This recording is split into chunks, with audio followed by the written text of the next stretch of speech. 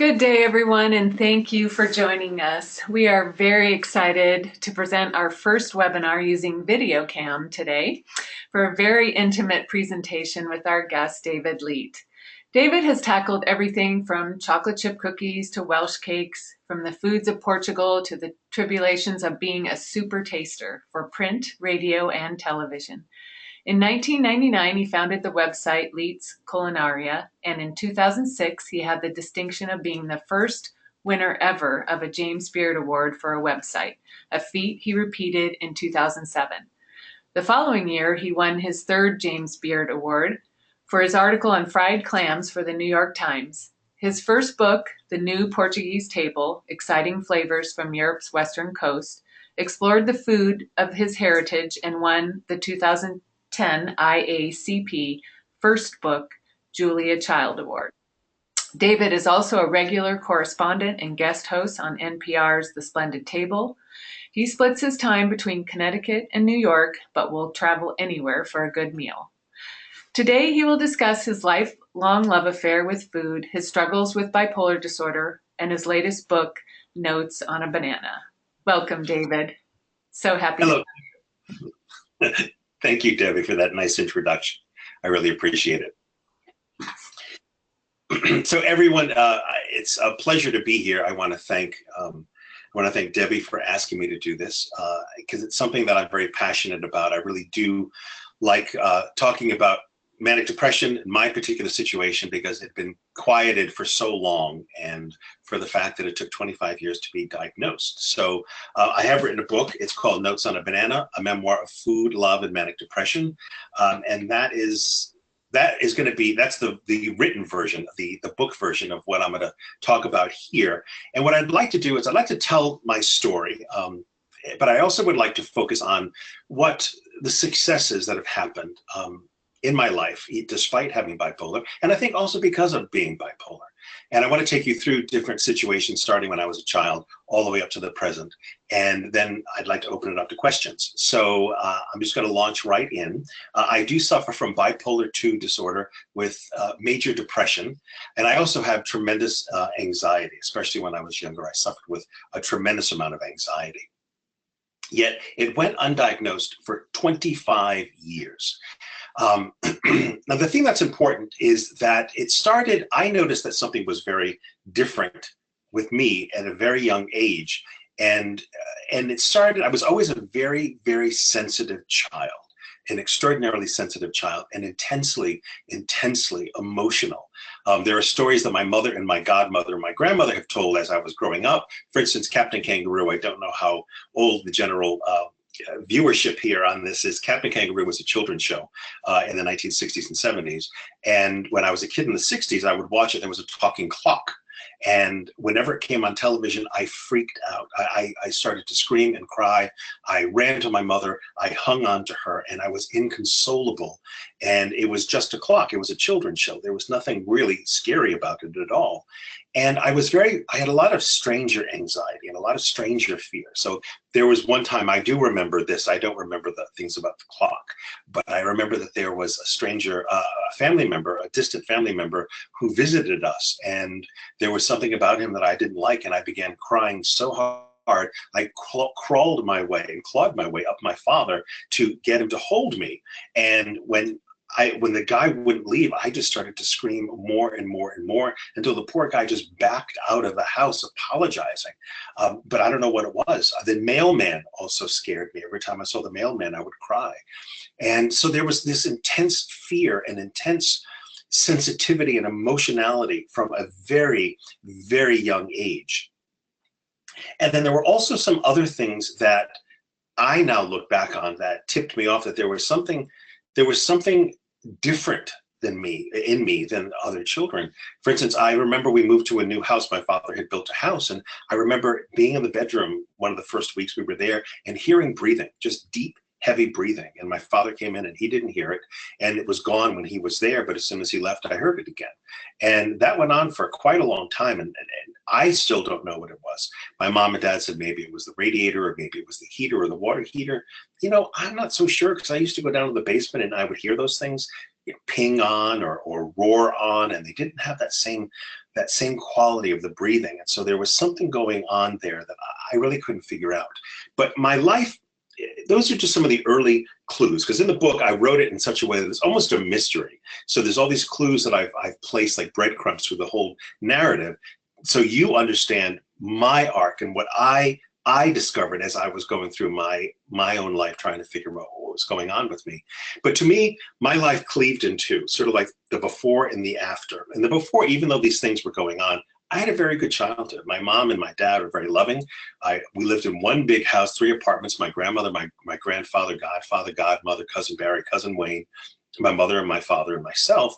So it was a very big family. Plus we had a lot of extended family with cousins and aunts and uncles. It's kind of a sitcom family. And we were very food oriented, very, very, very food focused in our family. But at age 11, I saw the movie House of Wax with Vincent Price. And that's where everything cleaved into for me, the before and the after. I was watching it, and it was a kids' matinee. I was with 2 friends of mine who were my age and 1 year younger than me. And there's a scene where the wax works goes up in flames, and all the wax dummies start to melt, and the skin starts to slough off, and the glass eyeballs pop out. And I had this sensation that I'd never had before. There was this explosion of heat in my chest that went up my throat and went out into my arms, and I just needed to run out of that theater. It was imperative that I run, and I practically tripped over my 2 friends to get out into the lobby, and I had no idea what happened. And I called my mom, and she said, "Well, what are you doing? I thought you were in the movie." And I said, "Well, I was calling to say hi." And she says, "Well, hi, and I'll get back in the movie." And I was so scared by what I just experienced. I didn't know what it was. So I tried very hard to calm myself down, because I was very scared. I drank orange soda. I remember that distinctly, being in the lobby, talking to the woman behind the counter, who was probably 16 years old. And finally, I had to go back in, and I had 2 more episodes like that. And unlike these other things where I'd see Captain Kangaroo's clock, or I'd see a family member, and it would be over right then and there, it'd be a very time-limited thing. The situation with House of Wax didn't stop. It didn't stop for 3 months. The anxiety, the fear, the crying, the insomnia, my grades dropped. I lost a tremendous amount of weight.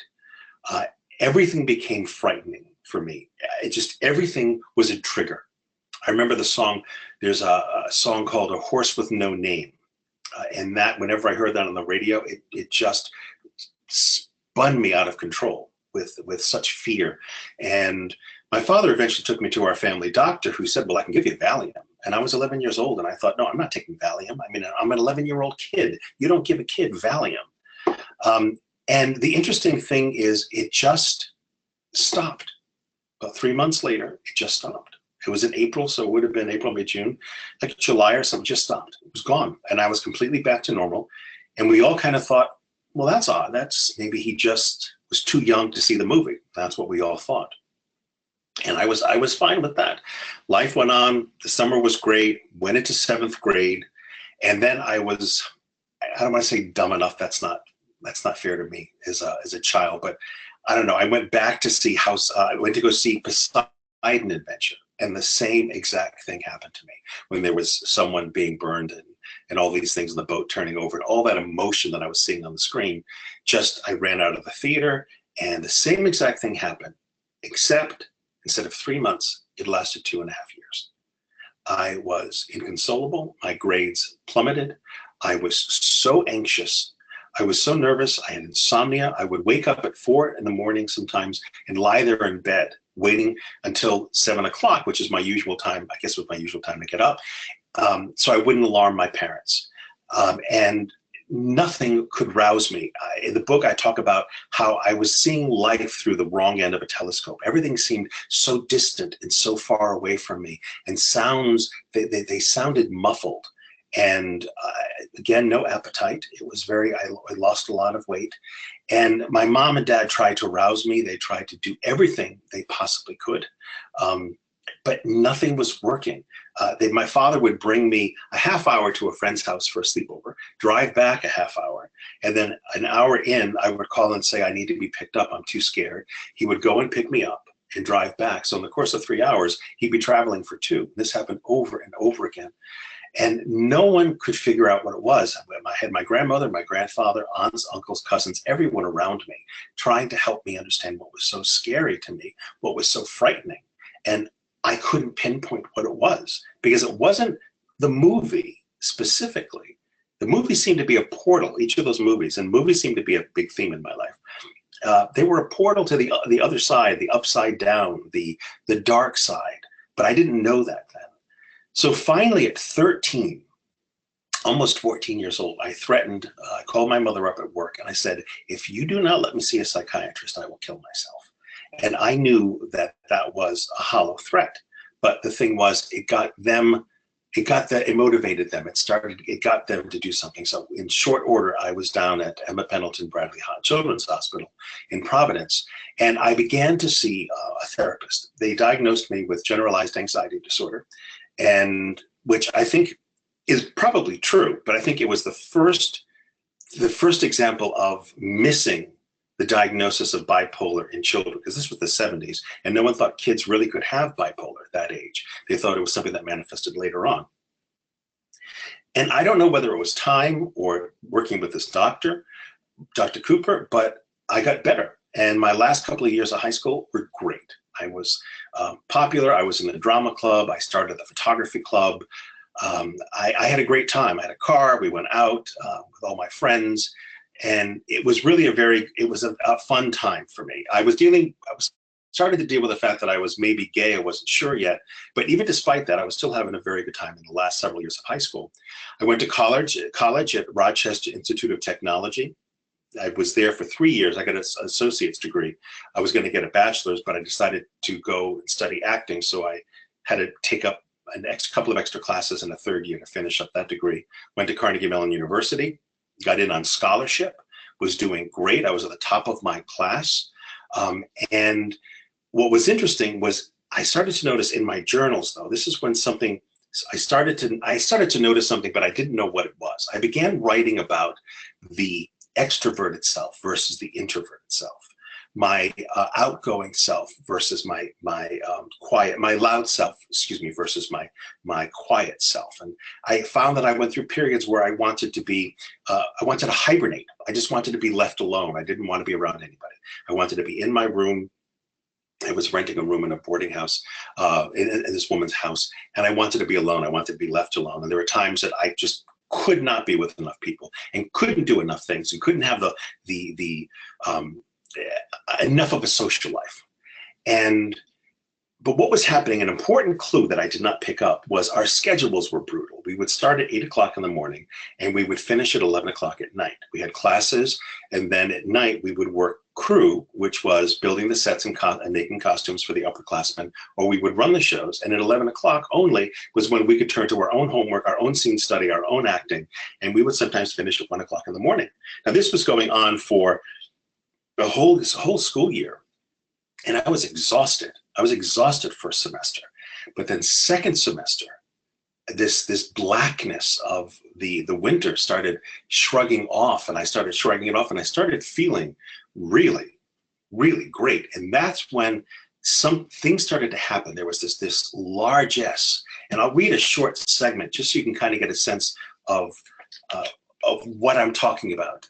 Because I think sometimes these words can make more sense than just me talking about it. So I'm in Carnegie Mellon University. I suddenly got this idea in my head that I wanted to make a movie, and I was going to cast it with all of my classmates, and I was going to find funding, and I had to go to the library to find out where I could get some sort of grant. Now, I'd never directed. I knew nothing about film, but I was certain that I could do this. So it says, researching at Carnegie Library in Oakland, I took notes in my journal. Pressure. I felt a hard, kneeling pressure. Some force was pushing me to write faster and faster, as if I were hearing dictation. I needed to catch it before it evaporated into the stale air. The writing caromed from subject to subject. Suddenly, I veered off, and I was no longer thinking of Fitzgerald and a sculptured chest with blonde hair glinting in the light. And instead, I wrote about me and about how special I was, how unique and unstoppable. My thoughts tumbled faster and faster and faster until they began to collide, tripping over themselves, racing one another to the period at the end of the sentence. I couldn't keep up with the words I was hearing in my head, and I sat there swimming in letters as they began crashing into each other, not making sense anymore. And we have liftoff, folks. Words uncoupled from meaning. Even their sounds clanged foreign like Norwegian, Czech, or Malay. I dropped my pen and closed my eyes. I tried to calm myself, but a night's skies worth of stars suddenly poured through a hole in the top of my head, flooding me with a light so opalescent and blinding. The hairs on my arms snapped to attention, feeling like a million tiny erections. I was so filled with light, I was sure if I opened my eyes, I'd be able to see the shadow of bones and the red glow of blood in my fingers, my nails shining like dimes, just like the young Christ in George de la Tour's painting, Joseph the Carpenter. I knew with an evangelical conviction, the likes of which I'd only seen in my mother, that I was one of God's chosen. I suddenly understood there were thousands of us across the globe who were part of a holy web that protected and healed the inhabitants of Earth. And that's why I was so talented, handsome, and passionate. And that explained why so many people were jealous of me. That also explained why Bridget, my college girlfriend at the time, saw in me. I was one of the divinely divine, and it was only a matter of time before people began to recognize my special gifts. And so, as you see, there's a largesse to that. There's a mania to that. That's probably one of the largest manias I had. It went on for quite a while. And then it eventually, when it was done, I was so exhausted, but I didn't know what had happened to me. I just thought that I had this moment of divine enlightenment, that God had spoken to me, and I didn't hear anything. There were no hallucinations. There were no auditory hallucinations, but I just felt that I was touched by God, and I had a reason to be here. And it justified everything that I believed about myself. And I was certain that this was true. And so what ended up happening after that was I finished the first year, my freshman year, Carnegie Mellon. I had to go back and be a freshman again. So I was a 21-year-old freshman. And at the end of my freshman year, so the top of the class, basically, I had the highest GPA, did really well.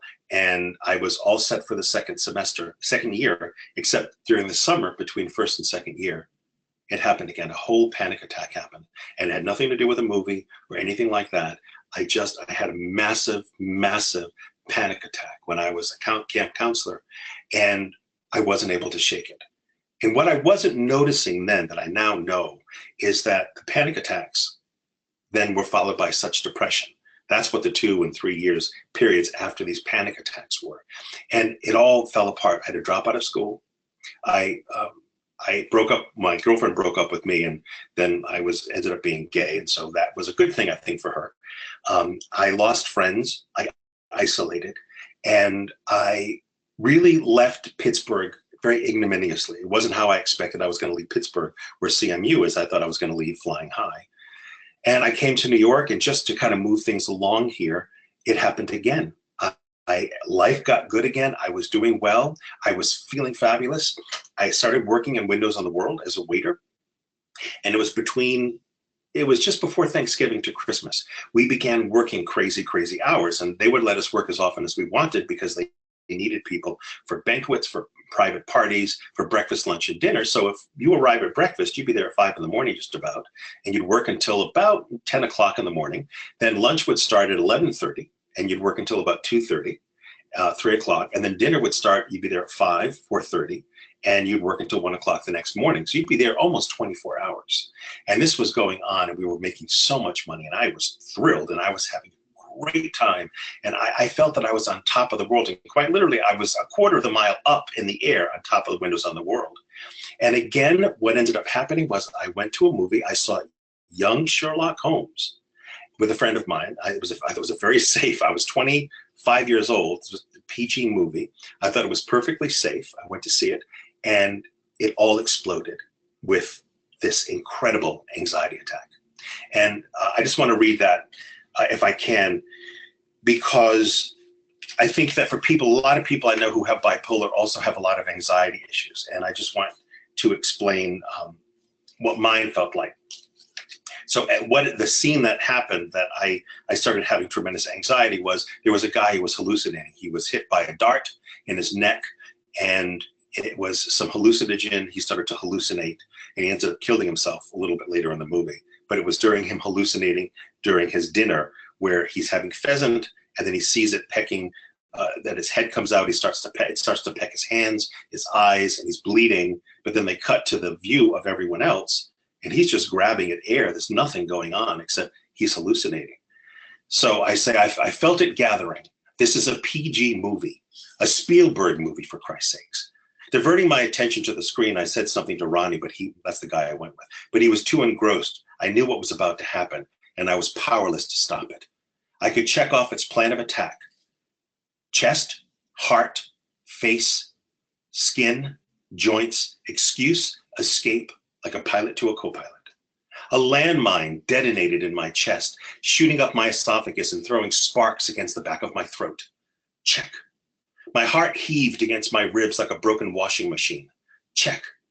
A million needles prickled my face and felt like they were embroidering my lips, nose, eyes, ears, and cheeks. Check. A wave of heat almost annihilated my skin. Tiny beads of sweat popped up on the back of my hands. Check. My knees and ankles were pumped full of fire ants. I needed to move them. I couldn't sit still any longer. I needed to run. I need to run now. Check. I lied to Ronnie something about having to be somewhere else, and he looked at me, jaw slack, confused. Check. I ran up the aisle, through the door, across the lobby, and burst into Times Square, humiliated. Check.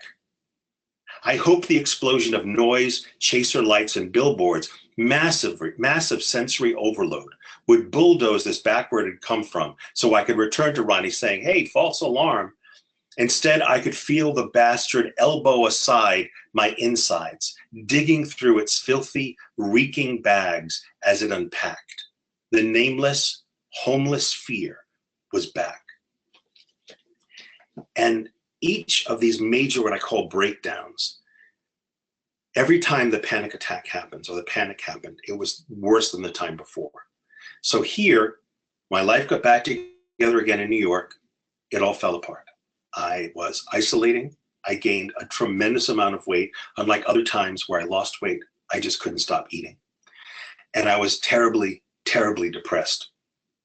As a matter of fact, I was so depressed, and I had such insomnia, the only thing that could help me vault over insomnia into sleep was imagining killing myself. The thought of killing myself gave me such comfort. It helped me understand that, yes, all this pain could stop. If I wanted it to, I could make it stop. And that allowed me to fall asleep. And it was a very, very dark time for me. And the only thing that stopped me from doing it actually was my mother was the executive director of a suicide hotline back home. And I just couldn't bear the thought of what they'd splash across the front page of our local newspaper, that, suicide director's son kills self. I just couldn't bear that. And that's what stopped me from doing it. And then again, like earlier times, it just stopped. I woke up one morning and it was gone. It was completely gone. Yet I wasn't sure. I was, because other times they had gone on very long, these periods. This just stopped. And I was so uncertain that it was going to be over and that it was done that I, excuse me, I have ants on my desk, that I was very cautious. But I noticed that the day would go by and then another day would go by, and I wasn't feeling this anxiety. I wasn't feeling, and the thing is, I had all this depression. I never, ever admitted I was depressed. If you would have asked me back then, you're depressed, I'd say, absolutely not. Look at me. I'm funny, I'm loud, I'm gregarious. I am not depressed. And I had such denial about the depression, which really got in the way of me really probably getting proper care, because I really wasn't talking about that in therapy. But what happened was, in almost a matter of 2 weeks, I was back to the mania. And I remember walking down, it was DeKalb Avenue, and I had my Walkman on, and I was listening to Dvorak's New World Symphony. And I saw this entire production just made manifest in front of me. And there were giant puppets of Jesus and Buddha and Hitler, and there were figures from Malays, the Gleaners, and then Steinbeck's Grapes of Wrath, and there were angels and there were demons and they were singing, and I describe it in the book, but this thing was going on. It was so large, it was so incredible, it was so marvelous. I was so certain that the Brooklyn Academy of Music, which was just down the street from where I lived, would absolutely put this on. I was so certain. And it just ended. It was just, I was back to being fabulously normal. And I wasn't understanding that there was this up and down going on. I just thought that's what a creative person is like. I've always been creative. I was an artist. I was an actor. I'm a writer now. I always thought that's what an actor and writers and an artist's life is like.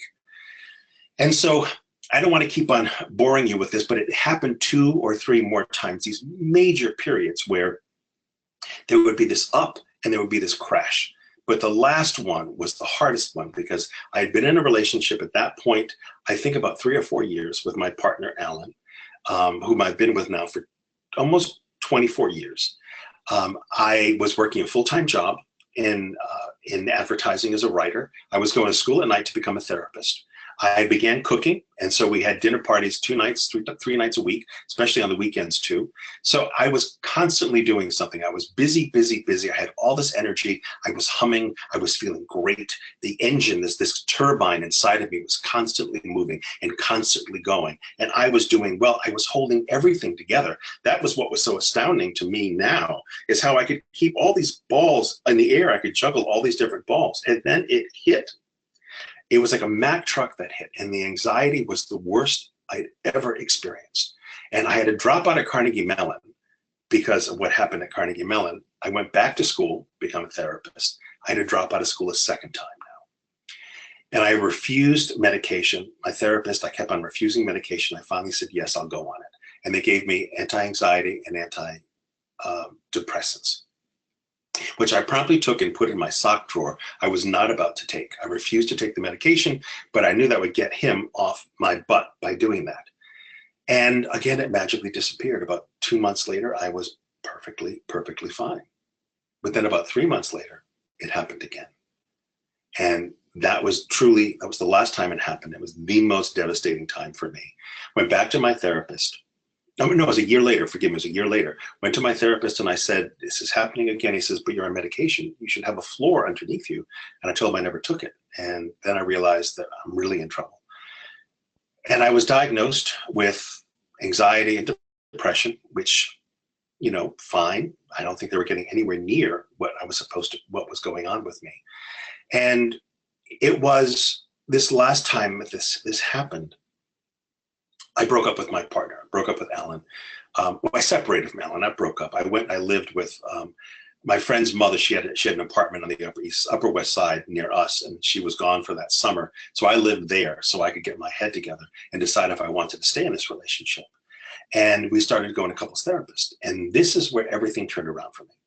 On the desk, on the coffee table of our couples therapist's waiting room was the book by Kay Redfield Jamison, An Unquiet Mind, which I'm sure many of you know. And in it, she talks about very much being beholden to her moods. Let me see if I can find it really quickly. Yes. And this is when I ended up diagnosing myself. She said, for as long as I can remember, I was frighteningly, although often wonderfully, beholden to my moods. She described herself as I always had, intensely emotional as a child. Her words, her descriptions wrapped themselves around me tightly, supporting me, whispering fellowship and understanding of me, by me. On the next page, my manias, at least in their early and mild forms, were absolutely intoxicating states that gave rise to great personal pleasure, an incomparable flow of thoughts, and a ceaseless energy that allowed the translation of new ideas into papers and projects. And then I suddenly remembered being back in Carnegie Mellon and wanting to do that movie, and of wanting to do this big production for the Brooklyn Academy of Music. And it all made sense. And I diagnosed myself with bipolar disorder. My therapist didn't believe it. He said, I think you're gonna have to prove this to me. I've never seen you manic. You need to prove this to me. So I went to Columbia, a doctor up in Columbia University Medical Center, and I was diagnosed with bipolar 2, with depressive features. Now, one of the interesting things he said to me, he says, people like you are very hard to diagnose because you're a type A personality. You're assertive, you're aggressive, lots of ideas, always moving, always thinking, that like to be in charge. It's very hard to tease that out from bipolar 2 disorder. Is it a personality issue or is it a chemistry issue?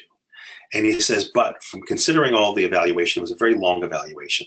It's about a two-hour evaluation. He said, I do believe it's bipolar.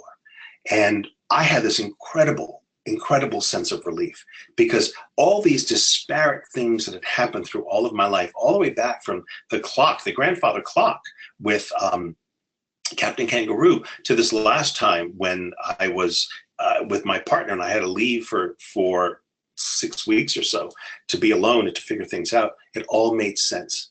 It was what I call the theory of explanation. It was that one singular theory that explained everything, because throughout my life, I kept on adding more and more items to a theory of what could be causing it. Well, it's movies. Well, it's the fact that I was struggling to be gay. Well, and I couldn't address that. It's the fact that I struggled with weight. It's the fact that I was anorexic at one point. I thought it was all these different things that were causing these states and causing these mood states. And then I realized that wasn't it. There was something underlying all of it.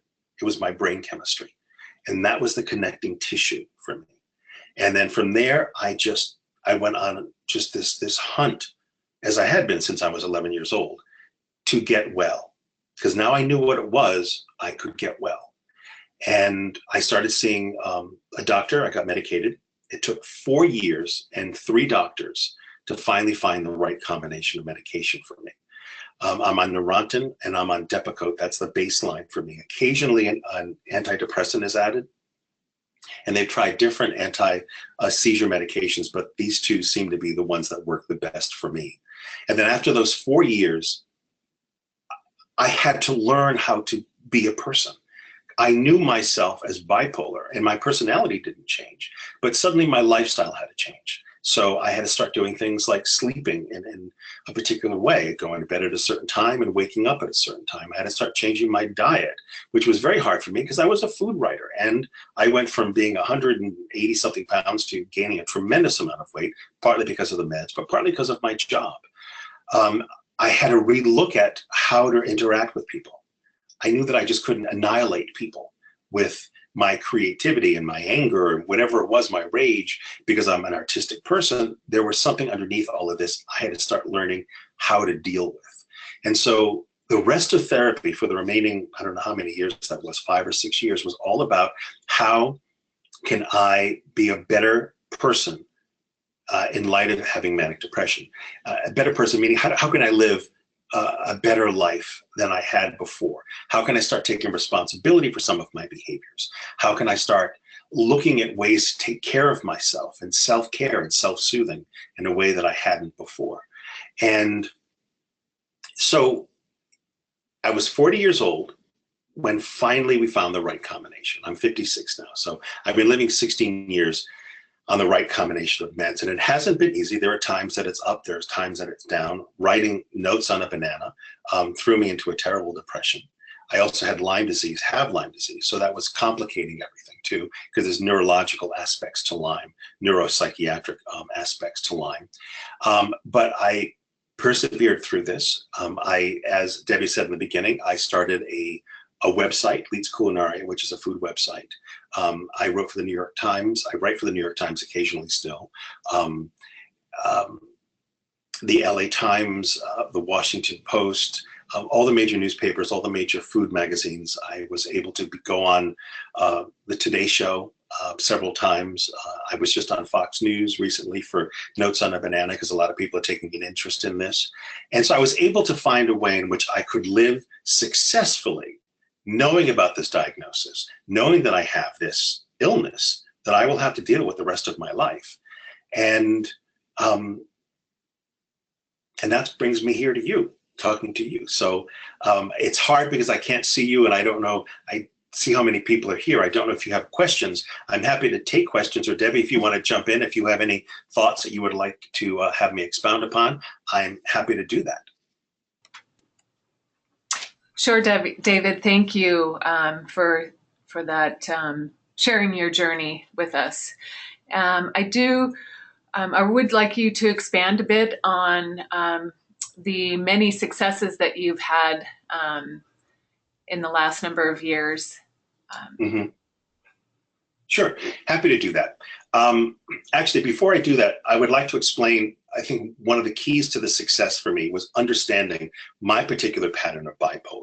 And the way I can describe it is, imagine moving along. I think this is going the right way. Moving along, and life is very constant, and life is just very good. And then I start to feel slightly hypomanic. It starts going up, just feeling good. I start to speak a little bit clear, a little bit faster, a little more articulately. And I become more social, more outgoing, start inviting more people over to the house. So it starts going up on that wonderful up. Think about a roller coaster, that wonderful hill going up, and it starts to gather momentum. And then people think I'm funny, and people want to be around me, and I want to be around them, and I want to do things. And then it starts getting closer and closer to the apex of that first hill on the roller coaster. And right there is where I start getting angry, and I start getting irritable, and I start getting very intense, and the world is moving too slow for me, and people are too dumb, and nothing makes sense anymore because people have got to get out of my way to let me do what I have to do. And then what happens is, at that apex is that incredible explosion of anxiety. And it's almost like a switching station from the hypomania, and it switches at the very top with the anxiety, and it is a straight drop down. Imagine the tracks of a roller coaster, excuse me, just poking into the sky, and the car going right off and straight down. And that's what happened to me. And that's what I didn't understand. And once I understood the role that anxiety played, it then became my friend. When I started feeling anxiety, I realized I had to look back at my activity for the prior weeks or months. Was I doing too much? Was I going too fast? Was I booking myself too much? Was I not sleeping enough? Was I not eating well enough? And usually now, when I start feeling that anxiety, it is, as I said, it's become a friend. I start then to back off. Like, for instance, there were some commitments with Notes on a Banana I had to back away from and say, you know what, too much is going on right now. I'm starting to feel anxious. I'm starting to feel a little revved up, and I have to pull back. So by having that as a device, by having that as almost an internal alarm system for me, I now have been able to, like I said earlier, create the website. And it did win the James Beard Award, the first website that won it again. And then all those publications that I had written for, both magazine and also newspaper, the television that I had also done, all of that was while obviously being manic depressive and being medicated. And then writing the cookbook, which did very well and won the Julia Child First Book Award. And then writing this book, which took 3 years to write. But at the same time, my personal life has remained very steady. I've had a partner for 24 years. We have an apartment in the city, as well as we have a house in the country, which is where I'm at in Connecticut. And we go back and forth between that. And I try and schedule my life, and I'm not as good as I could be, but try and schedule my life in a way that it doesn't disrupt the bipolar and allows me to keep moving forward. So there are some other things on the horizon. There's some articles I'm going to be writing. I'm going to be on PBS for the book coming up next month. I'll be on a tour of Florida for a week and a half with the book. And so there's been those successes. I've been able to repair some relationships. A lot of friends from childhood have come back in my life. And I think part of that is I don't have so much of the anxiety, and I don't look at life through that same lens. So I'm reconnecting with people I haven't seen for 38 years. And the book is also helping me do that. When I go home and people come to a reading, I can connect with them. But I have several friends of mine who I haven't seen in 30-something years, 38 years. We're reconnecting. My relationship with my parents has become more realistic. I'm able to see that it wasn't so much, I always thought it was bad parenting. I thought my parents were horrible parents, and that's what was wrong with me. I was able to forgive myself and ask forgiveness of them, to say, look, there was something going on with me medically. You weren't bad parents. You did the best that you could. And I was able to begin to put that in perspective. And also had to change how I react and interact with my partner. Alan, there's a big scene in here in which he just blows up at me. And I say, well, I have this mood disorder. He says, no, you do. But the bigger problem is you have an attitude about your mood disorder. You think that you can do whatever you want and anyone around you won't be annihilated, but you annihilate everyone around you when you're in a bad mood. And I had to start learning, and I'm still learning how to do this, how to be in an intimate relationship and not let the illness bleed all over the relationship and hemorrhage all over the relationship. And so those are some of the things, unless there's something very specific, Debbie, about the other things. And I think that kind of covers some of the ways in which I think I've been successful while having the challenges of bipolar. Excellent. No, thank you. That was very well spoken. I do have a couple of questions here coming in. So I think the first question would be, how specifically did you identify the factors and separate your personality versus the bipolar? How did you and your doctor, or you personally, how was that accomplished? Through trial and error. I think there are some things that are very much personality of mine. I am a big personality. I am loud. I am creative. I am all those things. And I think where the distinction, it's a matter of degrees with the distinction. When I suddenly have to be the center of attention at a dinner party, or it becomes the David Leitch show, which my partner will say, it's becoming the David Leitch show, stop it. Then I know that I've crossed a line, and my largesse becomes too large, or my creativity starts to become a little bit there becomes an edge to the creativity, and there becomes almost a rage and an anger to the creativity, as opposed to the joy of creating. So it's a matter of degrees, a matter of extension. And it's something that I'm still figuring out. Some of the things, I just thought that I was wonderfully, marvelously witty and charming and idiosyncratic. And I realized that some of that's not true. So some of my personality traits, quote unquote personality traits, have changed a bit. I think I've always been self-reflective. I think that's what's helped me really from age 11 to age 36, finally find out what was wrong with me. But I've become, I think, a little bit quieter, a little bit more, I spend more time by myself. I think that's very healing for me. I'm beginning to listen more to people, as opposed to just always, if I think something, I say it. There was no filter between brain and mouth. I would just say it.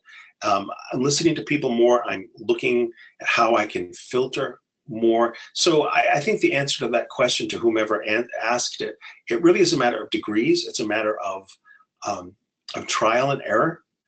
And because you don't want to blame, if all you have is a hammer, everything is a nail, you don't want to put everything on your bipolar, because that's not true.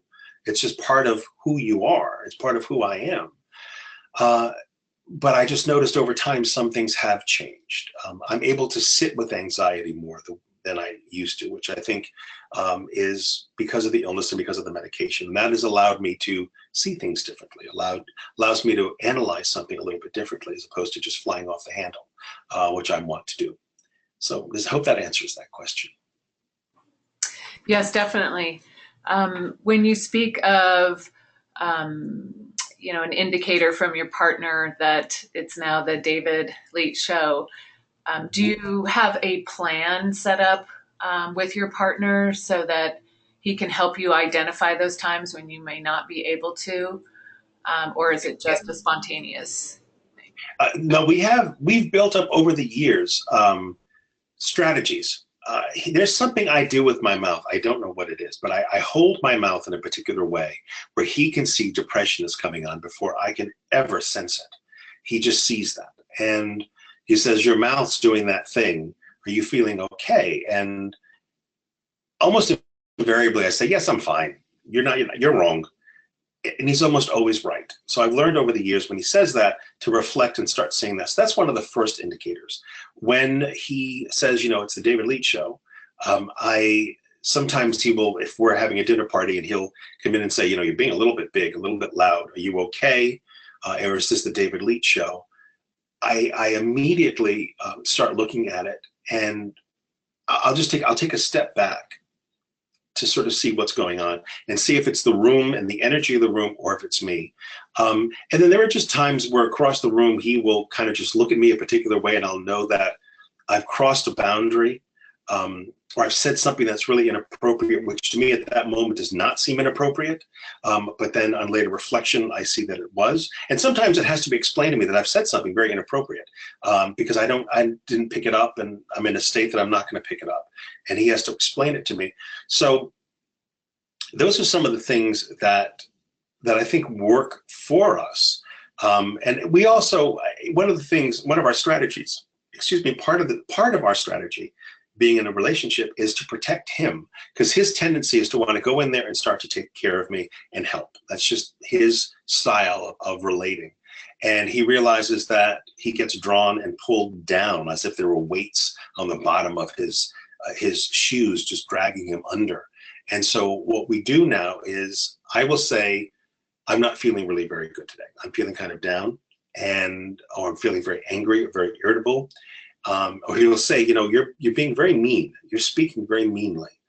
And then I'll say to him, or he will say, but I'll say to him, why don't you just take the day to yourself, or let me have the day to myself, or let me go to the movies for a while, or I'll go to the library, or I'll go to Starbucks or something, as a way of getting out from underneath the relationship, to give him the space he needs. Because as a caretaker, or as the partner of someone who's bipolar, I don't want to say much a caretaker, but a partner of someone who's bipolar, they're affected by your illness, and they need their time to be able to just decompress, and they need their places to go and talk about how this affects them.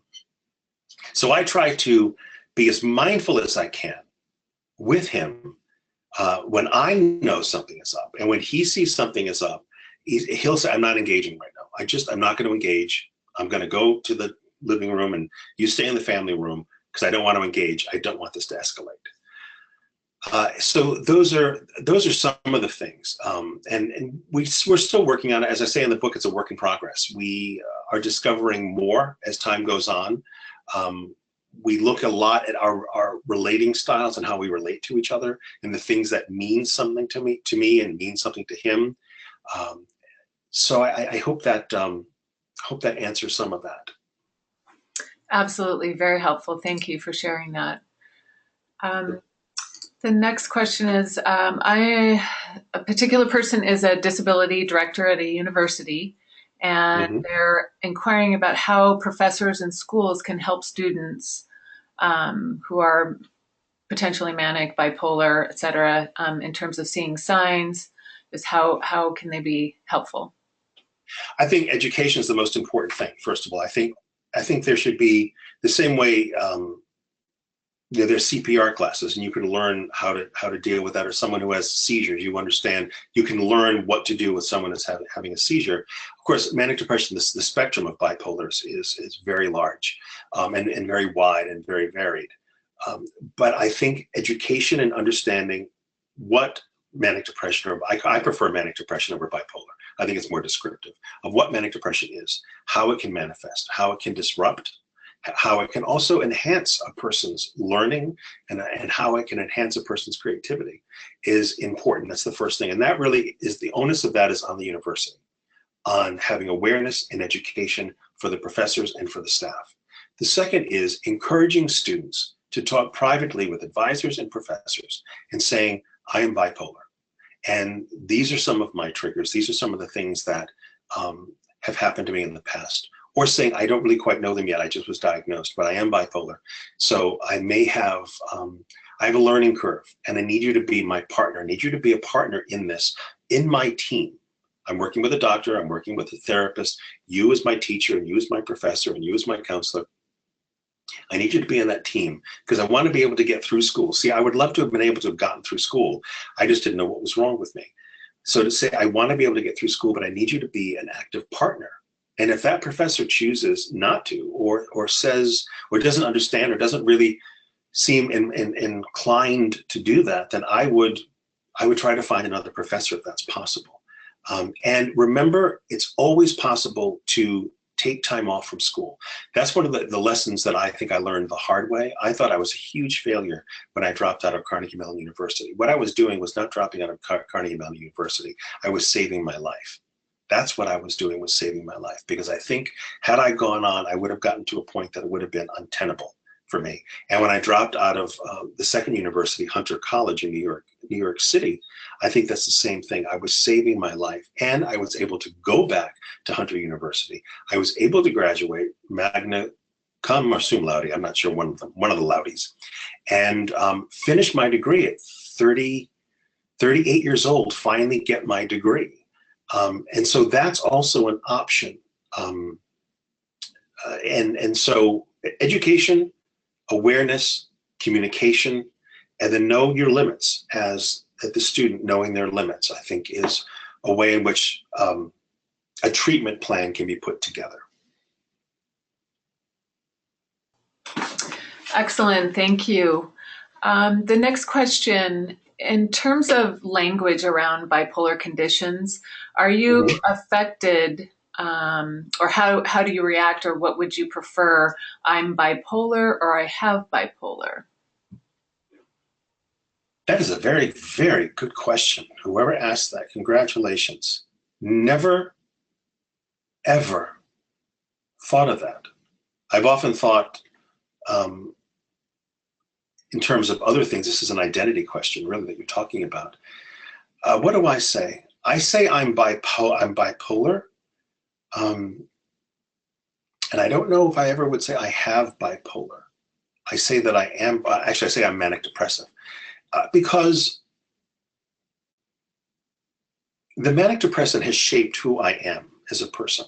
I say in the book very clearly that if I were not manic depressive, I do not believe that I would be a writer. And it's not because, oh, people of manic depression become writers. My determination, in Portuguese it's called vineta, my vineta, to describe to people what I was feeling inside, physically feeling inside, I just kept on chipping away, looking at the world through the wrong end of a telescope, was something I came up when I was 12 years old. I remember that. The idea of muffled sound, the idea of this hot molten lead being poured on my chest, the explosions, all those things are ways in which I, as a young child or an adolescent, tried to use to describe my state, because I really believed if I described it well enough, someone was going to be able to say, I know what's wrong with you.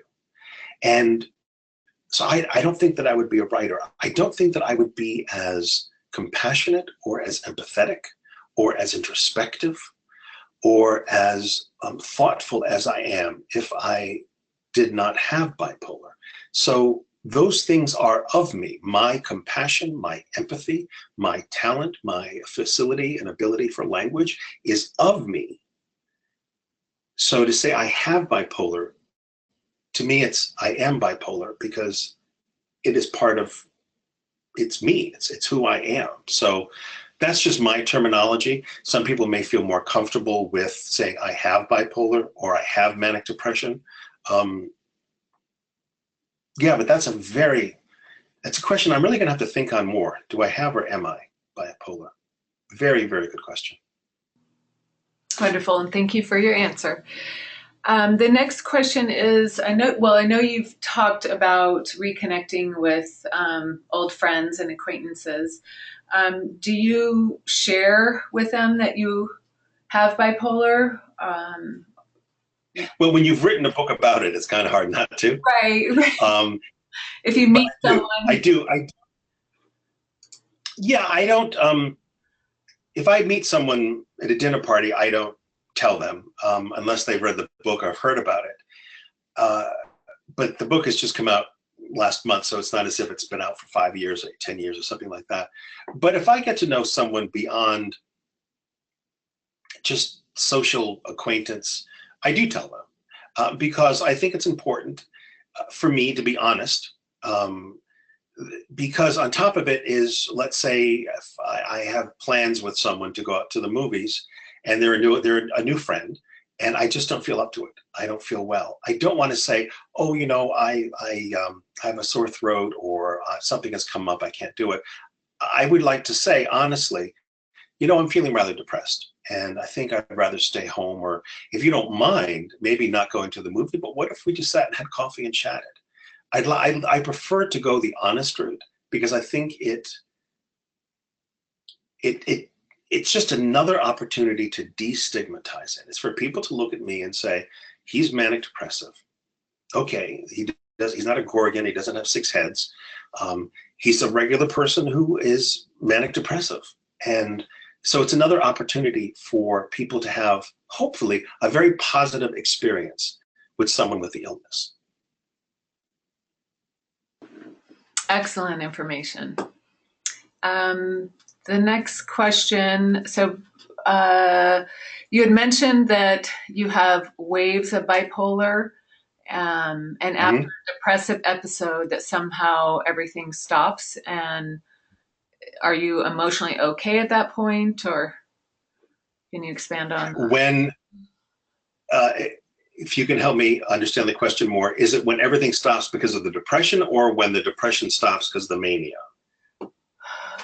They asked, let's see, waves of bipolar and after a depressive episode that somehow everything stops and you're emotionally okay. Is that what you were sharing, or? Yes, there have been about 3 of those major episodes where it's almost like a switch is flipped. I just start feeling well. I can't explain it. Well, I mean, I'll try to explain it. That's my job. I'm a writer. When I'm depressed and I wake up, I've always forced myself to get up. I've never spent all day in bed, anything like that. I've just forced myself every single day to get up, even though I may want to stay in bed and pull the covers over my head. But in the depressed periods, I would wake up and have such anxiety. And the thought of literally making breakfast would cause such anxiety and would feel so overwhelming that it was so frightening. But then suddenly I would notice, I'd wake up and it's a nice sunny day like it is now. And I would feel good about that. And the idea of making breakfast actually was a fun thing. It didn't feel like a weight on my shoulders. So yes, I would be, quote unquote, not 100% back to normal at all, but it would be as if I turned a corner and I was going on a different path and I turned a corner and I was feeling better, and it starts to accumulate. And at least for me, my own particular dynamic with this is when I have one good day and it builds on a second good day, then I can feel the anxiety starting to abate and I have a third good day. And maybe a fourth that is not so great, but then it's okay because I've had 3 really good days, and it starts to accumulate and it starts to go and it starts to build, and there's a momentum that starts, and I start to feel very good. And so I don't know if that's fully answering the question, because I don't fully understand it, but it is when I'm done with that depressive period and I kind of go into that mania, I do feel good. And then when that mania kind of comes down, I'm kind of back to that baseline that I'm at now. I think for the most part, I'm within a certain degree of that baseline. Excellent, thank you. I have a question, and that would be, you are very self-aware, reflective, and as you have mentioned, that has helped you a great deal in managing the bipolar. Right. How is that something, is that learned, inherent, something a therapist has helped you with? How can people, find self-awareness? I think that it's partly my personality. I think I'm a very curious person. I like to know how things work. And one of the things that sort of stomps out anxiety, if you think about it like a campfire, like stomping it out, is an explanation. And so finding an explanation for something does make me feel better. And so that turned my eyeballs inward, if you will, and looking at myself. But I learned ways to be introspective through therapy. Writing in my journal, certainly, although reading it now, it seems like a lot of drivel and, the rantings and the dribbles of a 17-year-old and 16-year-old and 24-year-old. But they were all places for me to start dumping thoughts. And it's sort of like it's a great mind dump. And then suddenly you start seeing there's some patterns that are going on here. And it's only when you have the information in front of you, it's only when you keep expressing through words, verbally, through writing, through therapy, through whatever that expression is, but getting what's internal out, are you able to start looking at them almost like three-dimensional objects on a shelf, if you will. And then you can start saying, well, there's a couple that are similar, and you start putting them together, and you start grouping them. And that's when I finally was able to get that analogy of that roller coaster that, to me, you know, when I wrote that for the books, I never really had the words for it. But in writing the book, I knew that I had to give the reader an understanding of where I ended up with all of this. And when I finally got that, I realized it came from all this information that I had been doing for so long with my journal and also my writings. But in writing the book is also something that was another tool that allowed me to see that there were themes in my life that I was completely oblivious and ignorant to. I didn't realize that there were these themes of need and these things that I need and themes of things that I needed in my life from a very early time until now that I never picked up. And the same thing with how I have dealt with stuff. It was my partner who picked up. He says, you know, when you are stressed, you try to solve it the same way you tried to solve it when you were 11 years old. And I realized, wow, that is not a very good thing. A 56-year-old man should not be trying to solve a problem the same way an 11 or 12-year-old does. And so that gave me some information that I then took to therapy and said, okay, look, apparently I have a very maladaptive way of dealing with certain stressors. How can I look at this and deal with it in a different way? So bottom line, I think if I had to sum this up, the more the internal becomes external, and the more you have someone or something to witness it, a therapist, a friend, a parent, a partner, a doctor, a journal, a book, a vlog, a video blog, a blog, anything, the more the internal becomes external, the more you're going to be able to start seeing more about yourself. It's the unexamined life that really is where you start having issues. And yeah, so that I think is the answer for me. Wonderful, fantastic. Thank you for that insight. So it looks like we are complete with the questions, and you want to talk a little bit about your Notes on a Banana campaign? Yes, thank you very much for that, Debbie. People have asked me, where did the title for your book come from? Because originally it was called Happiness Backwards, which is now a title of a chapter. And that was kind of that I backed into happiness over the years. But where Notes on a Banana comes from is it means several things. My mom's nickname for me is Banana. Hey, Banana Head is what she calls me. But every day, to this day, when I go to visit, my mother will write on a banana every morning. And on one side will say, we love you. The other one says, God bless. And in the middle part, the big real estate part, it'll be, have a good day. If I were home today, it would say, have a great webinar.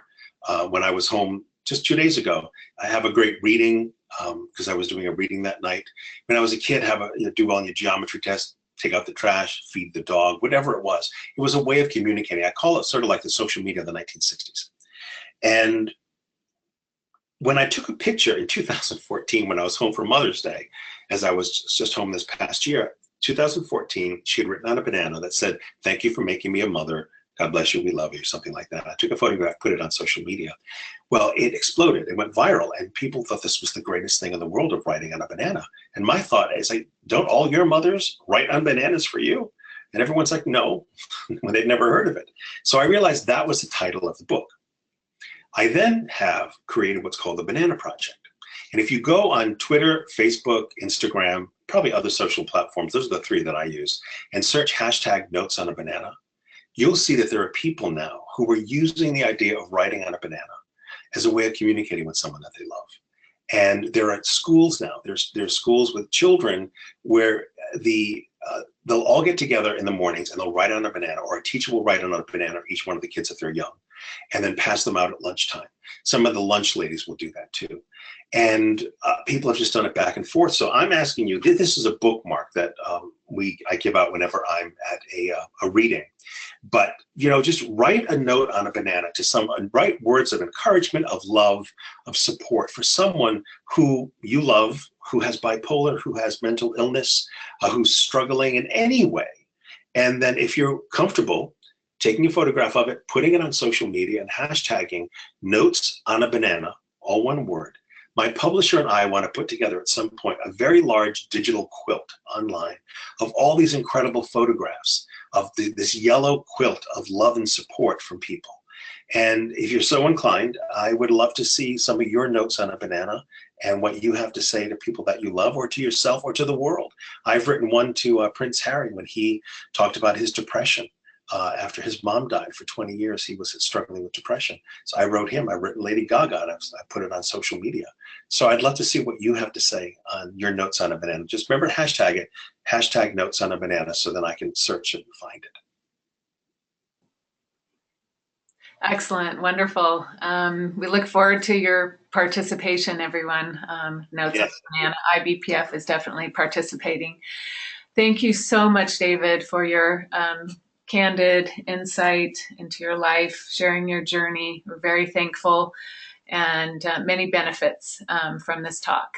And just to let you know out there, our audience, we do have an event coming up in San Diego in September, and David will be our guest speaker. Please send us an email for more information. My email is dbrown@ibpf.org. And this reminder again, this talk has been recorded and will be archived on a website to share with your friends, family, loved ones. And thank you, David, so much again. And we'll talk soon. Take care. Bye-bye, everyone.